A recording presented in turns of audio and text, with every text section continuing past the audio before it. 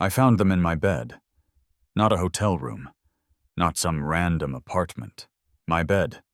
The one I'd been sleeping in for the past 3 years in the house I was paying for, where my fiancée lived rent-free while she found herself as an aspiring influencer. The California king with the expensive sheets she'd insisted we needed because presentation matters for her content. My bachelor party had ended 2 hours ago. Marcus, my best friend since kindergarten, my chosen best man, had been the one to suggest cutting it short. "You look exhausted, bro. Big day coming up. Let's call it." The guys had agreed. Responsible. Mature. We'd all gotten older, after all. No strippers, no Vegas. Just dinner and drinks at a nice steakhouse. The kind of bachelor party that made you feel good about yourself. I'd come home early. Drunk enough to be happy. Sober enough to be quiet. I'd wanted to surprise Jessica. Maybe slide into bed and hold her. Feel the realness of my soon-to-be wife next to me. The house was dark, except for the light under our bedroom door. I'd smiled. She was probably doing her skincare routine, the one that took 45 minutes and used products that cost more than most people's car payments. I'd teased her about it once, and she'd frozen me out for 3 days. I'd opened the door. Jessica was on top of him, her head thrown back, her perfectly highlighted hair catching the lamplight. Marcus's hands were on her waist, his eyes closed, his face twisted in pleasure.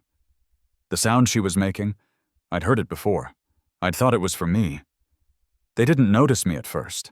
I stood there for what felt like hours but was probably only seconds. Long enough for my brain to catalog every detail. The way her engagement ring, the one I'd saved for 2 years to buy, glinted as she braced herself against his chest. The way his clothes were scattered on the floor, mixed with hers. The bottle of champagne on the nightstand. My champagne, from the collection I'd been saving. The bottle we were supposed to open on our wedding night. Get out. My voice didn't sound like my voice. It was flat. Dead. Jessica's eyes snapped open. She saw me.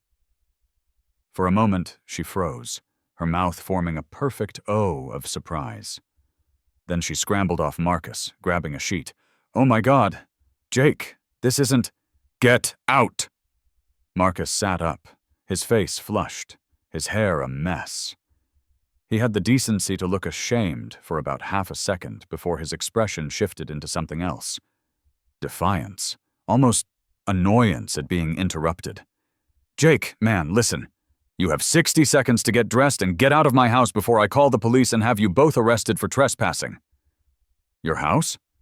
Jessica's voice climbed into that register she used when she was about to throw a tantrum. "This is our house. I live here."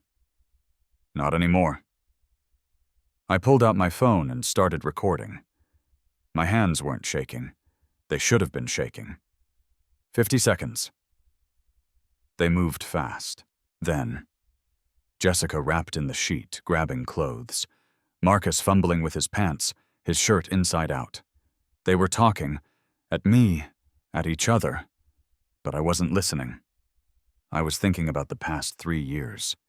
Every moment I'd dismissed my gut feeling. Every time Jessica had gasped at Marcus's jokes a little too enthusiastically. Every time Marcus had found an excuse to touch her shoulder, her arm, her lower back. Every time I'd told myself I was being paranoid, that these were the 2 people I trusted most in the world. "Jake, if you'd just let me explain." Jessica's mascara was running. She looked terrible. She looked like a stranger. "Out now." They left. Marcus grabbed his shoes on the way out. Jessica was crying. That ugly crying she saved for when she really wanted something. I followed them to the front door and locked it behind them. Then I locked the back door, checked every window, and set the security system I'd had installed 6 months ago. The house was quiet. I walked back to the bedroom and stood in the doorway, staring at the bed. Our bed. Their bed now. The sheets would have to be burned. The mattress, too. maybe the whole room. My phone buzzed. Marcus. Dude, I'm so sorry. We were drunk. It meant nothing. Don't throw away our friendship over this. Jessica. Jake, please call me. I love you. I made a mistake. We can work through this. Please don't do this. Marcus. She came on to me. I tried to stop her. I was too drunk. You know I would never do this to you on purpose. Jessica. It was the alcohol. It was one time, please. The wedding, everyone's flying in. Please. The wedding. 200 guests. Destination venue in Napa Valley. $50,000 I'd paid for. Another $30,000 her parents had chipped in. The deposits were non-refundable. The invitations had been sent. My parents were flying in from Ohio tomorrow. Her cousins were coming from Italy. My phone kept buzzing. I turned it off. I walked to my office, the one room in the house Jessica never entered because it wasn't aesthetic, and locked the door. Then I sat down at my desk and opened my laptop. I had work to do. Here's what Jessica didn't know. I wasn't Jake Monroe, struggling middle manager at a tech company making $80,000 a year. I was Jake Monroe, founder and former CEO of DataVault, a cloud security startup I'd built in my spare time over 7 years. The company I'd sold 18 months ago for $340 million. After taxes and splitting with my co-founders, I'd walked away with $127 million. I hadn't told anyone, not my parents, who thought I was still living paycheck to paycheck, not Marcus, who'd been hitting me up for loans since college, and definitely not Jessica, who'd gotten together with me 5 months before the acquisition closed, back when I was just another software engineer with potential. I'd had my reasons for keeping quiet. Good reasons. I'd watched too many lottery winners destroy their lives, seen too many people with sudden wealth lose everyone they loved to greed and envy. I'd wanted to know that the people in my life loved me for me, not for what I could give them. I'd planned to tell Jessica after the wedding, surprise her with the prenup I'd secretly had drawn up, one that was actually incredibly generous because I'd thought I was marrying someone honest, someone real. I'd been such a fucking idiot. My lawyer, Richard Chen, answered on the second ring despite it being almost 2 a.m.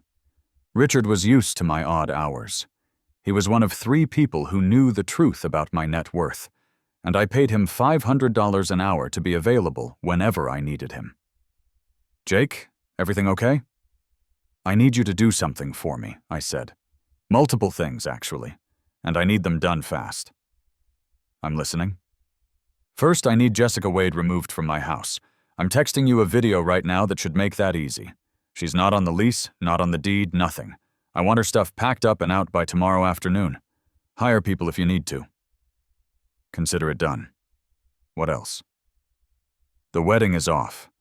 I need you to contact the venue, the caterers, everyone. Cancel everything. I don't care about deposits. And I need a statement prepared for guests explaining that the wedding has been canceled due to the bride's infidelity. Keep it short and factual. Got it. And Richard? Start drawing up a lawsuit. Jessica has been using my credit cards for the past 3 years for her influencer business. I have records, every charge. I want her to pay back every cent, plus interest and damages. There was a pause. Jake, that's going to be expensive for her. We're talking potentially hundreds of thousands given your records.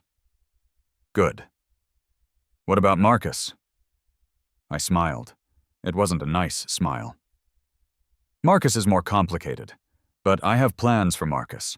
I'll call you tomorrow with details. I hung up and opened my banking app. My main account, the one Jessica knew about, had $8,000 in it. My real accounts, spread across various investments and holdings, were handled by my financial manager in New York. Jessica thought I was careful with money. Frugal. She'd complained about it constantly. Why can't we go to Bali like the Johnsons? Why won't you buy me a better car? Why are we living in this tiny house? The house was 2,400 square feet in a nice neighborhood. Her car was a 3-year-old Audi, but it wasn't enough. It was never enough. I pulled up her Instagram, 127,000 followers. Her feed was immaculate, perfect life, perfect relationship, perfect smile. Her latest post was from this afternoon. A photo of her holding a bride-to-be sash, surrounded by her bridesmaids. Caption, 48 hours until I marry my best friend. The comments were full of heart emojis and congratulations. I screenshotted everything. Then I drafted an email to her top sponsors, the makeup brands and fashion companies that gave her free products in exchange for posts. The email was simple. Proof of her fake engagement, plenty of evidence in my phone, proof that her authentic relationship content was built on lies and affairs. I didn't send it yet. That would come later. Next, I pulled up Marcus's information. Marcus Chen, junior associate at Goldman Sachs. He'd leveraged our friendship hard to get that job. I'd connected him with a friend from business school who'd put in a good word. Marcus made decent money, but he lived beyond his means. Expensive apartment in Manhattan, expensive car, expensive girlfriend. Ex-girlfriend now, I supposed. She'd dumped him 4 months ago when she found out he was cheating. He'd cried to me about it for weeks. I'd comforted him, told him he'd find someone better, bought him drinks, listened to him rationalize his behavior. The whole time, he'd been sleeping with my fiancée. I wondered how long it had been going on. Weeks? Months? Years? My phone was still off, but I turned it back on and checked the message. 73 from Jessica. 41 from Marcus. I didn't read them. Instead, I scrolled back through our text history, looking for clues. There. 3 months ago. Jessica asking if Marcus could help her move some furniture while I was out of town on a work trip. Marcus agreeing immediately. Anything for you guys? 2 months ago. Marcus suggesting a double date, just the 3 of us since he was between girls. We'd gone to dinner. I'd paid. Of course I'd paid. I always paid. 6 weeks ago, Jessica's birthday. Marcus had given her an expensive necklace. Way too much, I'd said. He'd laughed. She's going to be family. Nothing's too much for family. I'd thought it was sweet. The memories kept coming. Every time I'd worked late and come home to find Marcus leaving. Just keeping Jessica company. Every time Jessica had been irritable and distant, then suddenly affectionate after spending time with Marcus. Every time Marcus had encouraged me to take that business trip, attend that conference, work those extra hours. They'd been playing me for months, maybe longer. I spent the rest of the night working. By sunrise, I had a plan, not just for the wedding, not just for revenge, a plan for everything that came after. I was leaving, not just the relationship, not just the city, the country. I'd been looking at property in New Zealand for the past year. 5 acres outside Queenstown, mountain views, privacy. I'd planned to take Jessica there for our honeymoon, surprise her with the news that we could afford a vacation home. Another fantasy that would never happen. Now it would just be mine. Richard called at 7 a.m. sharp. The movers are at your house. They're packing up everything that belongs to Jessica. I have security there to make sure she doesn't try to show up, and I've sent the cancellation notices to all your vendors. Most are sympathetic given the video evidence. Good. What about the guests? I'm sending a mass email at 9 a.m. Factual, brief, links to your evidence in case anyone questions it. Your parents might want a heads up first. I'll call them. Jake, there's one more thing. Jessica showed up at my office an hour ago. She's demanding to speak with you. She has a lawyer with her. Looks like her father hired someone. They're threatening to sue for emotional distress, defamation, breach of promise. I laughed. Actually laughed. Let them try. That's what I told them. But Jake, this is going to get ugly. Are you prepared for that? Richard, I'm about to make it much uglier. Stand by for instructions. I hung up and called my parents. My mom answered, her voice bright and excited. Jake, we're at the airport. We land at noon. Have you heard from Jessica? She's not answering my texts. Mom, don't get on that plane. What? Why? What's wrong? The wedding is off. Jessica cheated on me. With Marcus. Silence. Then my mother's voice, tight with fury. That little bitch. My mother never swore. I'm handling it, Mom. But I need you and Dad to trust me. Go home. I'll explain everything later. But right now, I need to deal with this alone. Jake, honey, we should be there for you. Mom, please, trust me on this. Another pause. Then, okay, but you call us tonight. And Jake, whatever you're planning to do to her, make sure it hurts. I smiled for real this time. I will. By 10 a.m., the internet was on fire. I'd posted a simple statement to my private Facebook. Wedding canceled. Evidence of infidelity available upon request. Then I'd shared the relevant photos and videos to a locked album, accessible only to wedding guests. The responses came in waves. Shock, anger, support. Jessica's friends tried to defend her at first. There must be a misunderstanding. Until they saw the evidence. Then silence from them. Or worse, deletion of comments and quiet unfriending. Marcus's employer was tagged in several posts by mutual friends from business school. This is your junior associate? Sleeping with his best friend's fiancée the night before the wedding? I hadn't tagged them. I didn't need to. The internet was doing my work for me. Jessica's Instagram was being flooded with comments. Her sponsors were distancing themselves. I watched in real time as she deleted post after post, trying to control the narrative. But it was too late. Screenshots lived forever. My phone rang. Unknown number. I answered. You fucking psycho! Jessica's voice was ragged from crying. You've ruined my life. Do you know what you've done? My sponsors are dropping me. My friends won't talk to me. My family is humiliated. Good. Good? Good? Jake, we can fix this. We made a mistake. One mistake. Why are you destroying everything? One mistake, I repeated softly. How long has it been going on, Jessica? What? How? Long? It was just last night. Don't lie to me. Not now. You've lost the privilege of lying to me. A long pause. Then, quieter. 8 months. 8 months. Almost our entire engagement. Was he the only one? Jake? Was he the only one? No. I closed my eyes. How many? Does it matter? Yes. 3, including Marcus. 3, while I was planning a wedding, saving for a honeymoon, imagining a life with her. Thank you for your honesty, I said.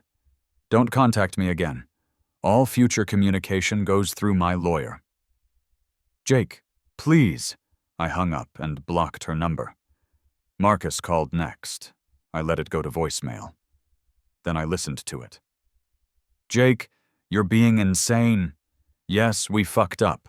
Yes, it was wrong. But this, ruining our careers, blasting us online, that's fucking psychotic. You're taking this way too far. We were drunk. It meant nothing. You need to man up and forgive us so we can move past this. Call me back. I saved the voicemail. Then I called Richard. I need you to pull every text message between Jessica and Marcus. Every email, every DM, every communication. I want a full record of their affair.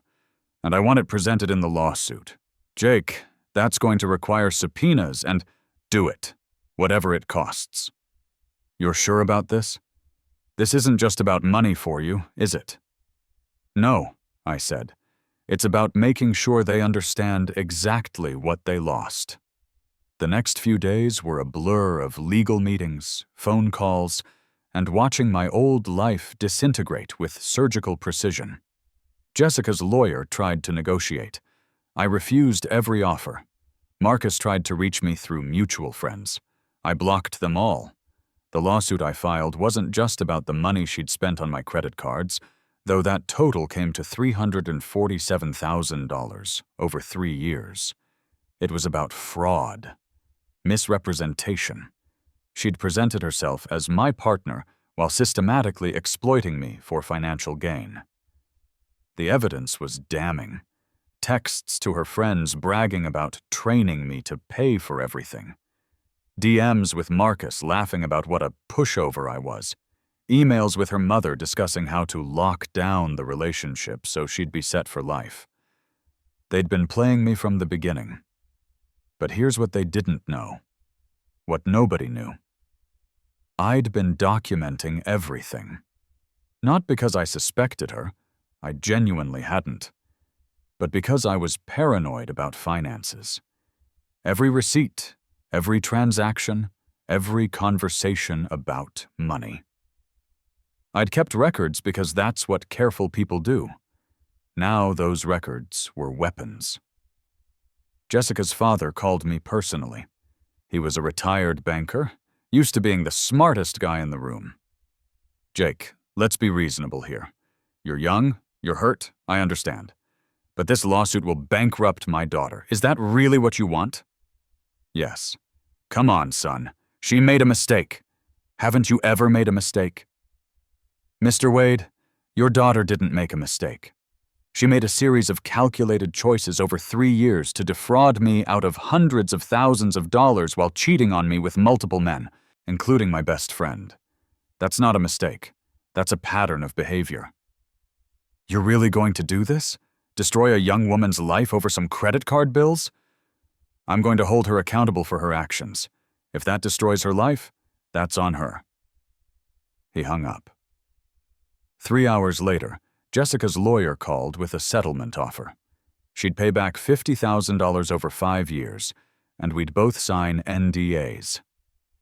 I countered $347,000 plus interest and legal fees, paid in full within 60 days, no NDA, and a public apology on her social media acknowledging the fraud and infidelity. They rejected it. We went to court. The preliminary hearing was brutal. Jessica showed up in a conservative dress with minimal makeup, playing the victim. Her lawyer painted me as a vengeful ex using my wealthy resources to bully a young woman who'd made a mistake. That was their first error, acknowledging I had wealthy resources. My lawyer asked one question. "Ms. Wade, did you or did you not represent yourself as Mr. Monroe's committed partner while engaging in multiple affairs and spending over $300,000 of his money?" It's not that simple. It's a yes or no question. Yes, but no further questions. The judge ordered her to pay pending a full trial. She didn't have the money. Her parents refused to help. They were furious at being humiliated in their social circle. Her credit cards were maxed out. She filed for bankruptcy. I watched it all from New Zealand. I'd left the country 3 weeks after the bachelor party. Packed one suitcase, transferred my funds to international accounts, and bought a one-way ticket to Auckland. Richard handled everything else: the house sale, the lawsuit, the ongoing fallout. The property I'd bought was perfect. 5 acres of rolling hills, a modern house with floor-to-ceiling windows, complete privacy. I spent my days hiking, reading, working on a new business idea. No social media, no dating apps, just silence and space and the slow process of rebuilding myself. Marcus's life fell apart more slowly, but just as completely. Goldman Sachs didn't fire him. That would have required formal misconduct charges. But he was quietly pushed out. Not a culture fit. His professional reputation was destroyed. Nobody wanted to work with someone who'd betray his best friend. He tried to reinvent himself, moved to California, started over. But in the finance world, reputation is everything. People talked. Every interview ended the same way. "We'll be in touch." Jessica tried to rebuild her influencer career, but couldn't escape the scandal. Every post was flooded with comments about the cheating. Sponsors wouldn't touch her. She got a job at a Sephora, then quit after 3 months because she couldn't handle the humiliation of her former followers seeing her there. Last I heard, she'd moved back in with her parents. I didn't feel good about any of it. Not really. I felt empty. Like I'd won a war but lost. Something fundamental in the process. My ability to trust, maybe. My belief that people were basically good. But I also felt free. 6 months after I left, I was sitting on my deck watching the sunset over the mountains when my phone rang. International number I didn't recognize. I almost didn't answer. "Hello? Jake Monroe? This is Detective Sarah Chen with the NYPD. I'm calling about Marcus Chen." My stomach dropped. "What about him?" "I understand you two were close friends at one point. I'm sorry to inform you that Marcus died 3 days ago. Apparent suicide." The world tilted. "What?" "He left a note. It mentioned you. Something about how he'd destroyed the best friendship he'd ever had and couldn't live with the guilt. I'm calling because you're listed as his emergency contact. He never updated it." I sat down slowly. I don't understand. "There's going to be an investigation. Standard procedure. But it looks straightforward. I'm sorry for your loss." She hung up. I sat there as the sun set, my phone in my hands, trying to feel something. Grief. Guilt. Satisfaction. Anything. I felt nothing. Marcus was dead. He'd killed himself. Because of what he'd done. Because of what I'd done in response. I should feel something. I tried to remember the good times. Kindergarten Marcus, who'd shared his crayons with me. Middle school Marcus, who'd stood up to my bullies. College Marcus, who'd held my hair back when I got too drunk at parties. Best man Marcus, who'd given a beautiful speech at what would have been my rehearsal dinner. But all I could see was Marcus in my bed with Jessica. Marcus's texts laughing about what a pushover I was. Marcus's face when I'd walked in, not ashamed but annoyed. The good times felt like lies now. Had any of it been real, or had I just been useful? I called Richard. "I heard," he said quietly. "I was going to call you." "Did I do this?" "Jake, did I kill him?" "No. Marcus made his own choices. You responded to those choices. You're not responsible for his guilt. I destroyed his career, his reputation, everything. He destroyed your life first. He betrayed you in the worst possible way. And now he's dead." Richard was quiet for a long moment. "Do you wish you'd handled it differently?" "Did I?" "No," I said finally. "I don't. Does that make me a monster?" "It makes you human. Jake, you didn't pull the trigger. You didn't tell him to kill himself. You just refused to let him off the hook for his actions. That's not the same thing." We talked for another hour. Richard was good at his job, both the legal parts and the human parts. By the time I hung up, I still felt hollow, but at least I felt like I could breathe. I didn't go to Marcus's funeral. I sent flowers anonymously. White roses. Not sorry, just acknowledging the death of something that had been important once. Jessica messaged me through a new number Richard must have given her. "I heard about Marcus. Are you happy now? You've killed him. You've destroyed my life. I hope you're fucking satisfied." I blocked the number without responding. 3 days later, my mom called. "Jake, honey, I heard about Marcus. How are you holding up?" I'm fine, Mom. Jake? I don't know, Mom. I don't know how I'm supposed to feel. You're supposed to feel however you feel. There's no right answer here. Did I go too far? She was quiet for a moment.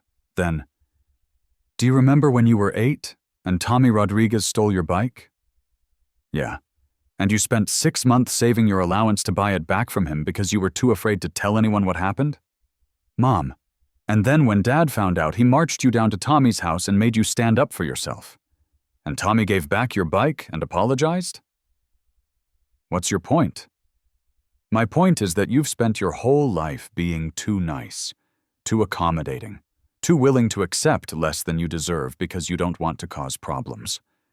And for once, you stood up for yourself. You demanded accountability. You refused to be a doormat. Maybe Marcus couldn't handle that. Maybe the guilt was too much. But that's not on you. You were finally putting yourself first. I closed my eyes. It doesn't feel like winning.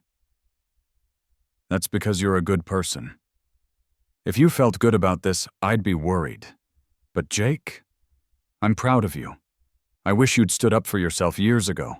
I wish I'd taught you to do it sooner. We talked until I felt less like I was drowning. Life went on. That's the strange thing about tragedy. It doesn't stop the world. The sun still rises. Bills still need to be paid. Life insists on continuing. I threw myself into a new project, a cybersecurity consulting firm that operated entirely remotely. I hired people I'd worked with before, people I trusted. We worked on interesting problems for good money, and I got to stay in New Zealand where nobody knew my history. After a year, I started therapy. Not because I felt guilty. I'd made peace with my choices. But because I realized I needed to rebuild my ability to trust people. To believe that not everyone was like Jessica and Marcus. My therapist was a kind woman in her 60s named Margaret, who specialized in betrayal trauma. "You're not broken," she told me in our 5th session. "You're appropriately cautious. What happened to you was devastating. Multiple betrayals from the people closest to you. It makes perfect sense that you'd struggle with trust." How do I fix it? You don't fix it. You learn to live with it. You take small risks with new people.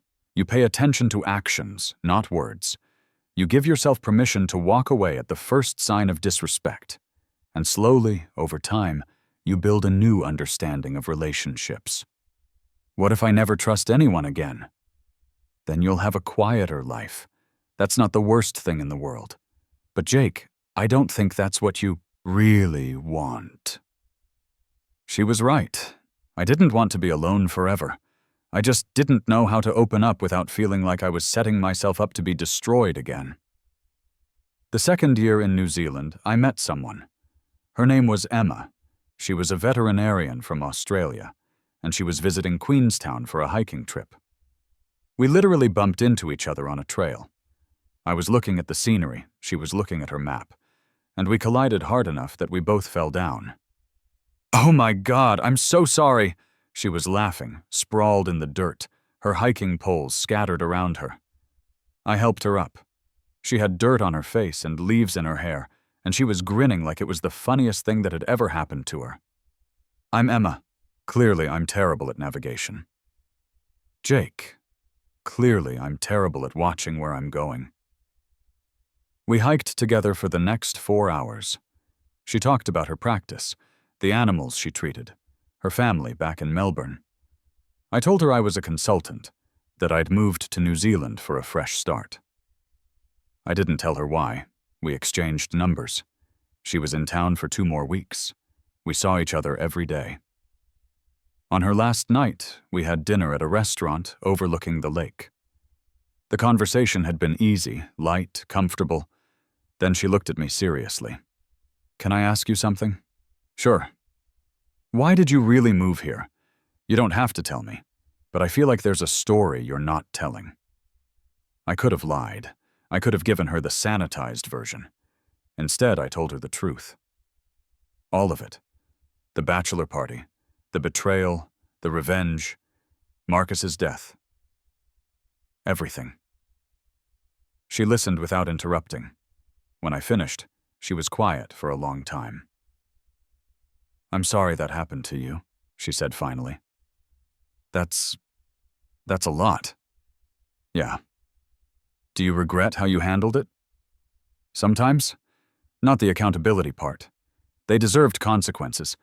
But I wonder if I pushed too hard. If I let anger drive me when I should have just walked away quietly." "Did they give you the option to walk away quietly?" "No." "Then I think you did what you needed to do to survive." She reached across the table and took my hand. "You're not a bad person for refusing to be a victim." Something in my chest loosened. "I'm damaged goods," I said. "I don't trust easily. I probably never will. If you're looking for someone uncomplicated, I'm not your guy." She smiled. "I'm a vet. I specialize in rescuing difficult animals. I think I can handle you." We didn't rush into anything. Emma went back to Australia. We video chatted every day. She visited a month later for a week. Then I visited her in Melbourne. Slowly, carefully, we built something real. She never asked me to be someone I wasn't. She never pushed me to trust faster than I could. She just showed up, consistently, honestly, and proved through her actions that not everyone was like Jessica. 2 years after the bachelor party, I proposed, not with a big production, not with a ring I'd been saving for. I asked her on a random Tuesday while we were cooking dinner together, because I'd realized that this quiet, easy partnership was what I'd been looking for all along. "Marry me," I said. She looked up from the vegetables she was chopping. "Are you serious?" "Completely." That was possibly the worst proposal in history. "I know. Marry me anyway." She laughed. "Okay, yes, but we're eloping. No big wedding, no drama, just us and whatever ridiculous adventure we decide on." We got married 3 months later at a registry office in Queenstown. The witnesses were 2 strangers we pulled off the street. We had lunch afterward at a cafe, then went home and watched movies in our pajamas. It was perfect. Jessica found out somehow, probably through mutual friends on social media. She sent one final message through an account Richard couldn't block fast enough. "I hope you're happy. You got everything you wanted. A new life, a new wife, all that money you were hiding. I hope it was worth destroying everyone who ever cared about you." I showed it to Emma. "Should I be worried about her?" Emma asked. "No. She's just angry that I moved on." "Are you happy?" Emma asked. I thought about it. Really thought about it. Was I happy? "Yeah," I said. "I am." And I was. Not the naive happiness I'd had before, the kind that came from not knowing how badly people could hurt you. This was different. Harder earned. More real. I was happy the way soldiers are happy after surviving a war, grateful to be alive, aware of how fragile everything is, protective of the peace I'd built. Emma kissed me. Good. Then she didn't win. The 3rd year, I started sleeping better. The nightmares faded. I stopped checking Jessica's social media to see if she was suffering. I stopped keeping tabs on Marcus's family to see how they were coping with his death. I let go. Not forgiveness. I didn't owe them that. But release. I released the anger, the need for revenge, the obsessive mental replay of everything that had gone wrong. They'd taken 3 years of my life. I wasn't going to give them any more. Richard called once a year with updates. Jessica had paid off the lawsuit by working 3 jobs and borrowing money from her parents. She'd disappeared from social media entirely. She'd apparently moved to a different state. Changed her name. "She's trying to start over," Richard said. "Good for her. You mean that? I mean, I don't care. She's not my problem anymore. My consulting business grew. Emma's practice expanded. We bought a dog, then a second dog. We talked about kids someday. We traveled, carefully, strategically, to places that made us happy, rather than places that looked good on Instagram. I never told her about the full extent of my wealth. Not to hide it, but because it didn't matter. She made good money. I made good money. We split expenses fairly. If we ever needed the bulk of my net worth, I'd tell her. But for now, it sat in investments, growing quietly, insurance against a future catastrophe. I'd learned the hard way that you can't buy loyalty. You can't buy love. You can only find people who value you for who you are, then treat them with the respect and honesty they deserve. 4 years after the bachelor party, my dad had a heart attack. Massive. Survivable, but just barely. My mom called me at 3 a.m., her voice shaking. "Jake, it's your father. You need to come home." Emma and I were on a plane 12 hours later. My dad survived. Bypass surgery, long recovery, but he survived. I stayed in Ohio for 6 weeks, working remotely, helping my mom, sitting with my dad in the hospital, and then at home. One afternoon, when Mom was out grocery shopping, Dad and I were alone. He was in his recliner, still weak, but finally looking like he might actually live. "Jake," he said, "I need to tell you something." "You need to rest, Dad." "No, I need to say this." He struggled to sit up straighter. "When you called off the wedding, your mother and I were furious. Not at you. At Jessica, at Marcus, at the situation. But we were also relieved." "What?" "We never liked her. We thought she was using you, too focused on money, on status, on what you could do for her. But you seemed happy, so we kept our mouths shut." "Why didn't you say something?" "Because you were an adult making your own choices. And because sometimes people need to learn lessons the hard way." He looked at me seriously. "But Jake, I've been thinking about this a lot. About what happened, about how you handled it. And I'm worried." "Worried about what?" "That you did the right thing for the wrong reasons. That you burned everything down not because you deserved better, but because you were angry. And anger is a terrible foundation for life decisions." I sat back. "Are you saying I shouldn't have left? That I should have forgiven her?" "No. I'm saying you should make sure you left because you wanted something better, not just because you wanted to hurt her back." "Does it matter?" "Either way, I'm not with her.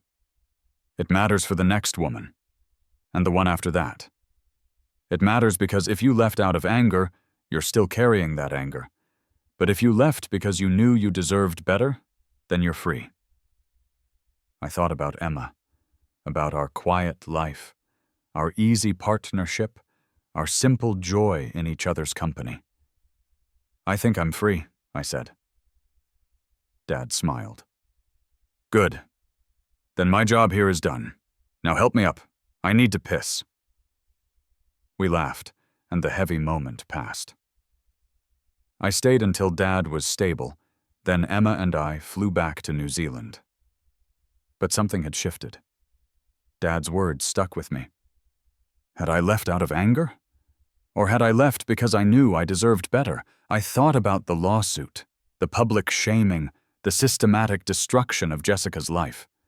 Would I do it again? Honestly? I didn't know.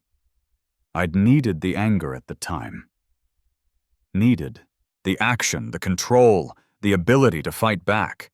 If I'd just walked away quietly, I think the betrayal would have destroyed me. I needed to prove to myself that I wasn't powerless. But now, years later, I could see how destructive it had been. Not just to Jessica, but to me. I'd spent months consumed with revenge, watching her suffer, tracking every consequence. That wasn't healing. That was just different kind of poison. If I could do it over, I'd still leave. I'd still cancel the wedding, still pursue the lawsuit for the money she'd stolen. But I wouldn't have needed to destroy her so completely. I wouldn't have needed to make sure the whole world knew what she'd done. I would have just left, quietly, decisively, and focused on building something new rather than demolishing something old. But I couldn't change the past. I could only move forward.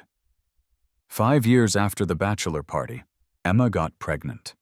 It wasn't planned. We'd been loosely talking about kids. Someday, but it wasn't unwanted either. "Well," Emma said, staring at the positive test. "Guess we're doing this." "Guess so." She looked at me seriously. "Are you okay with this? Really okay? I know you have complicated feelings about family and trust." "I'm terrified," I admitted. "But I'm okay. With you, I'm okay." Our daughter was born in December. We named her Sophie. She was tiny and screaming and perfect, and when I held her for the first time, I cried for the first time in 5 years.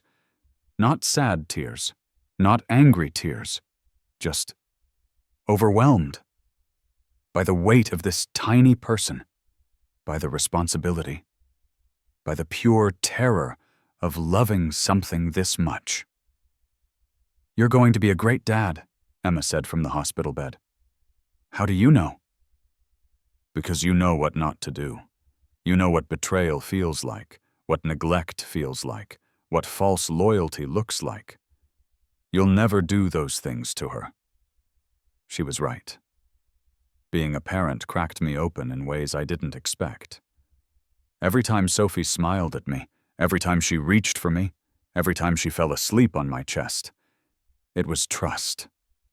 Pure, uncomplicated, unearned trust. And I had to be worthy of it. I had to be the kind of man who deserved that trust, who protected it, who honored it.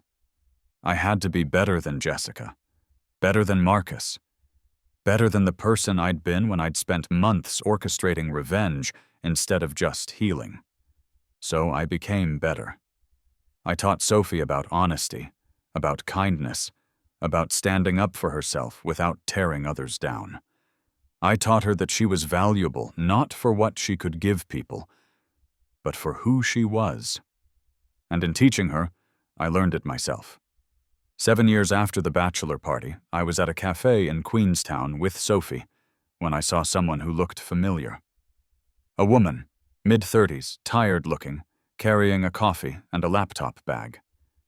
It took me a second to place her. Jessica. She'd lost weight. Her hair was shorter, darker, no longer the highlighted perfection she'd maintained for Instagram. She wore jeans and a plain sweater.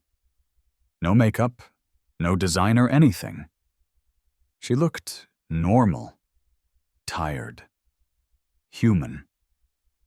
She saw me at the same moment. Her face went white. For a second, we just stared at each other. Then Sophie tugged on my hand. "Daddy, you said we could get cookies." Jessica looked at Sophie, then back at me. Something complicated crossed her face.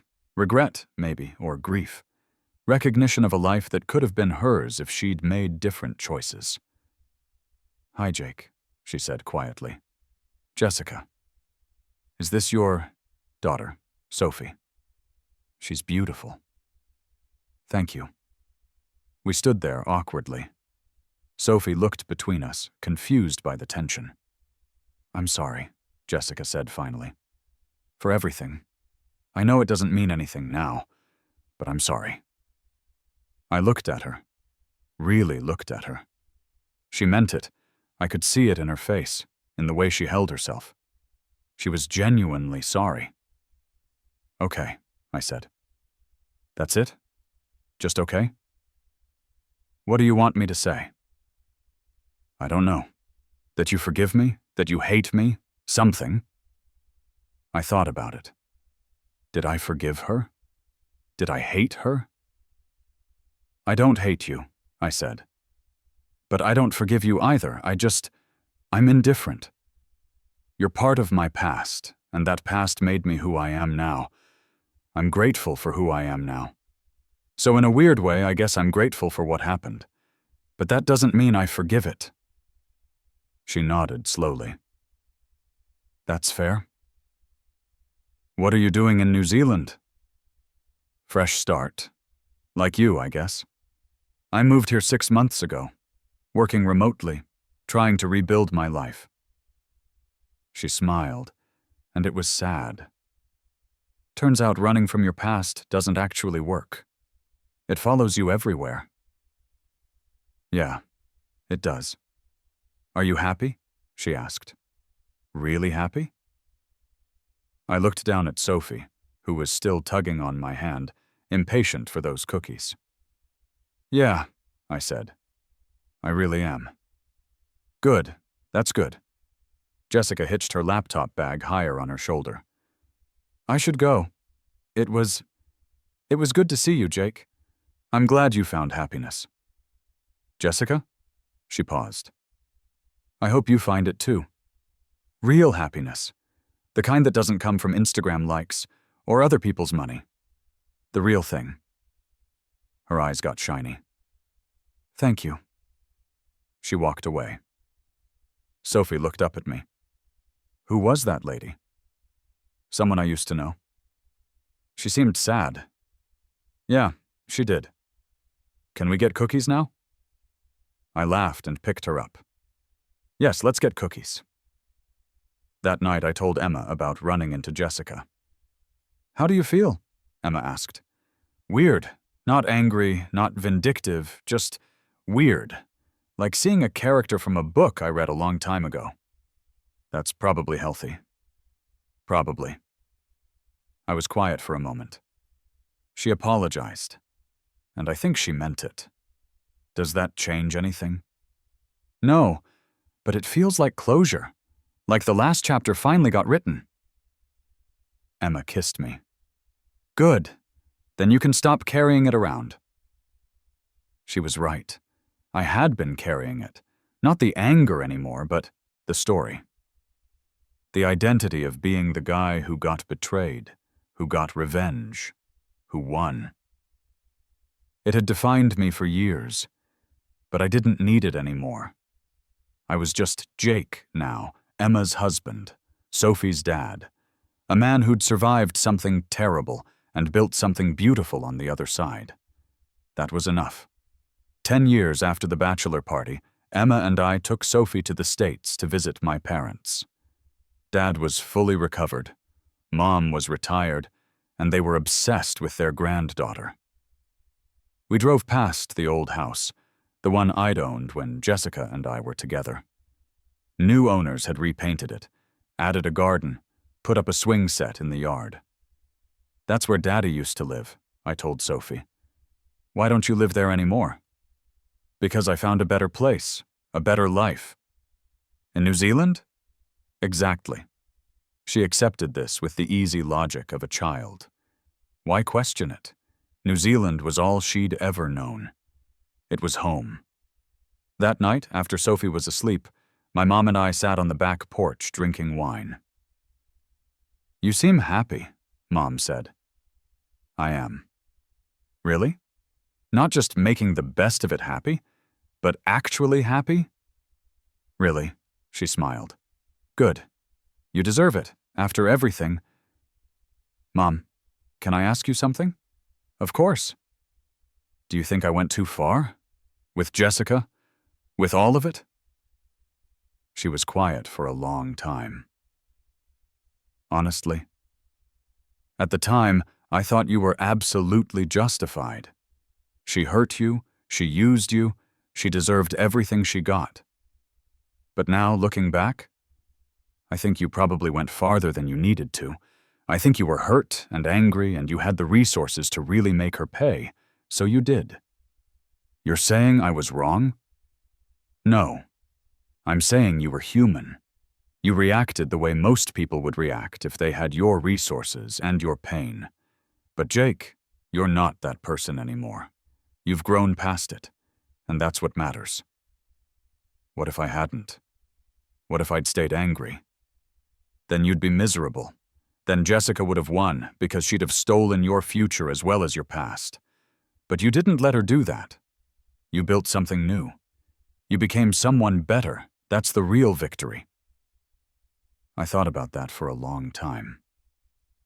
Years later, I would tell Sophie the full story, not the sanitized version, but the real one. About Jessica, about Marcus, about the betrayal and the revenge and the lessons learned. "Why are you telling me this?" Sophie asked. She was 16, smart, starting to think about relationships and trust, and all the complicated things that come with being human. "Because I want you to understand something," I said. "When people hurt you, you have choices. You can destroy them if you have the power to do that. You can make them suffer the way they made you suffer. And sometimes that might even feel justified. But Sophie, that kind of revenge, it's poison. It might feel good in the moment, but it corrupts you. It makes you into someone you don't want to be. So what should I do instead? Set boundaries. Demand respect. Walk away from people who don't value you. Protect yourself. But don't let hurting them become more important than healing yourself. Don't let revenge become your identity." Did you let it become your identity? For a while, yeah, I did. And it cost me time I'll never get back. Time I spent focused on Jessica's suffering instead of my own healing. Do you regret it? I regret not walking away sooner. I regret giving her so much power over me, both during the relationship and after. But do I regret standing up for myself? No, never. Sophie hugged me. You're a good dad. I try. You're also kind of dramatic. Like canceling an entire wedding and leaving the country? A bit much. I laughed. Yeah, well, I've always had a flair for the dramatic. 20 years after the bachelor party, I got a message through LinkedIn from Marcus's sister, Anna. "Jake, I know this is random and you probably don't want to hear from me, but I've been in therapy working through everything that happened with Marcus, and my therapist suggested I reach out to you. Not to apologize on his behalf. That's not my place. But to tell you something I think you deserve to know. Marcus was sick, not physically, but mentally. He had been for years. Narcissistic personality disorder, the therapist says now, though he was never officially diagnosed. He sabotaged every good thing in his life because he couldn't stand to see other people happy, especially you. He was jealous of you. Always had been. You were smart, kind, successful. People liked you naturally. Marcus had to work for everything. And when he found out about your money after everything blew up, it destroyed him. Not because he felt guilty about betraying you, but because he realized he'd lost access to that money. To that life. I'm not telling you this to excuse what he did. What he did was unforgivable. But I wanted you to know it wasn't about you. You didn't cause his death. His sickness caused his death. You just happened to be the mirror that showed him what he really was, and he couldn't live with that reflection. I hope you're doing well. I hope you found happiness. You always deserved it. Anna. I read the message 3 times. Then I showed it to Emma. How do you feel? She asked. Sad. Not for Marcus exactly. Just sad that it all had to happen. Sad that he was sick and nobody helped him. Sad that Jessica got caught up with someone like that. Just generally sad. Do you wish you'd known back then? No. It wouldn't have changed anything. He still betrayed me. She still betrayed me. Mental illness explains behavior. It doesn't excuse it. Are you going to respond? Yeah. I think I will. I wrote back. Anna, thank you for reaching out. I appreciate you sharing this with me. I'm sorry Marcus was suffering, and I'm sorry your family lost him. I hope you found peace with everything that happened. I have, or at least I'm working on it. Take care of. Yourself. Jake. She responded almost immediately. Thank you. That means more than you know. And that was it. The absolute final chapter, the last loose end tied up. 25 years after the bachelor party, Emma and I renewed our vows. Not because we needed to, but because we wanted to. Because we'd built something worth celebrating. Sophie was grown, living in Melbourne, dating a nice person who treated her well. My parents were elderly but healthy. Emma's practice was thriving. My business was stable. We were, by any measure, successful. But more than that, we were happy. The ceremony was small, just family and a few close friends. We wrote our own vows. Emma, I said, holding her hands. 20 years ago, I was a broken person who didn't think he'd ever trust anyone again. You showed me that trust isn't about never getting hurt. It's about finding someone worth the risk of getting hurt for. You've been worth it every single day. I love you. I trust you. And I'd choose you 1,000 times over. Emma's vows made me cry. Sophie's speech made everyone cry. It was perfect. At the reception, Sophie pulled me aside. Dad, can I ask you something? Anything. Do you ever think about her? Jessica? Honestly? No, not anymore. She's a stranger to me now. Do you think she thinks about you? Maybe, probably, but it doesn't matter. Why not? Because I'm not responsible for her healing, only my own. Sophie hugged me tight. I love you, Dad. I love you too, kiddo. That night, lying in bed next to Emma, I thought about the path that had led me here. The betrayal, the rage, the revenge, the escape, the healing, the rebuilding. If I could go back and change it all, if I could make it so Jessica never cheated, Marcus never betrayed me, none of it ever happened, would I? The answer surprised me. No. Because that pain, that betrayal, and that terrible night, it had led me here, to this life, to Emma, to Sophie, to the person I'd become. I wasn't grateful for the pain itself, but I was grateful for what I'd built from the rubble. And in the end, isn't that all any of us can do? Take the broken pieces of our lives and build something new, something better? I closed my eyes and let myself feel it. The quiet contentment of a life well lived, the peace of knowing I'd survived, the joy of knowing I was loved. Jessica had taken 3 years of my life, but she hadn't taken my future. I'd taken that for myself, and I'd made it beautiful.